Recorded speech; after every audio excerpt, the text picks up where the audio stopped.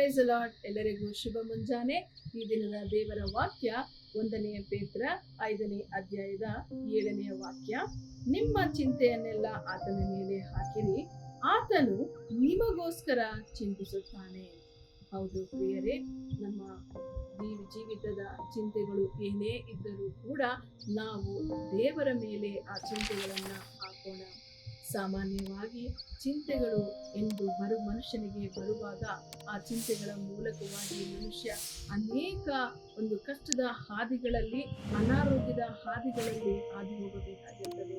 ಆದರೆ ನಾವು ದೇವರ ಮಕ್ಕಳಾಗಿರುವಂತಹ ನಾವೆಲ್ಲರೂ ಕೂಡ ಭರವಸೆಯಿಂದ ಇರುವುದಕ್ಕಾಗಿ ನಂಬಿಕೆಯುಳ್ಳಂತಹ ಒಬ್ಬ ದೇವರು ನಮಗೆ ಇರುವುದರಿಂದ ಆ ದೇವರ ಮೇಲೆ ನಮ್ಮ ಚಿಂತೆಗಳನ್ನ ಹಾಕುವಾಗ ನಾವು ಖಂಡಿತವಾಗಿಯೂ ಕೂಡ ವಿಶ್ರಾಂತಿಯನ್ನ, ನೆಮ್ಮದಿಯನ್ನ ಕಾಣಬಹುದಾಗಿದೆ.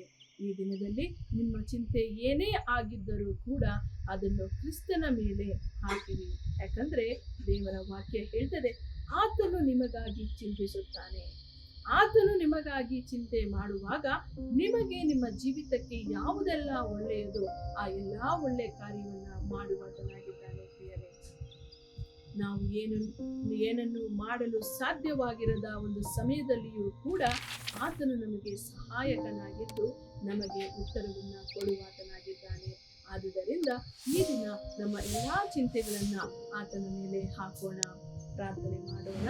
ಸ್ತೋತ್ರ ಕರ್ತನೇ, ಪರಿಶುದ್ಧನಾದಂತಹ ದೇವರೇ, ನಿನ್ನ ವಾಕ್ಯವು ಹೇಳುವ ಪ್ರಕಾರವಾಗಿ ಅಪ್ಪ, ನಮ್ಮ ಎಲ್ಲಾ ಚಿಂತಾ ಭಾರಗಳನ್ನ ವಿಶೇಷವಾಗಿ ಕರ್ತನೇ ಈ ಒಂದು ಕಾರ್ಯಕ್ರಮವನ್ನ ಕಾಣುವಂತಹ ಪ್ರತಿಯೊಬ್ಬ ನನ್ನ ಸಹೋದರ ಸಹೋದರಿಯರ ಜೀವಿತದಲ್ಲಿ, ಅವರ ಕುಟುಂಬಗಳಲ್ಲಿ ಇರುವಂತಹ ಎಲ್ಲಾ ಚಿಂತೆಗಳನ್ನ ಅಪ್ಪ ನಿನ್ನ ಮೇಲೆ ಕರ್ತನೆ ಹಾಕುತ್ತಿದ್ದೇವೆ.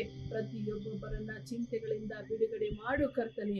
ಯೇಸು ಕ್ರಿಸ್ತನ ನಾಮದಲ್ಲಿ ಪ್ರತಿಯೊಬ್ಬೊಬ್ಬರು ಬಿಡುಗಡೆ ಹೊಂದಲಿ ಸ್ವಾಮಿ.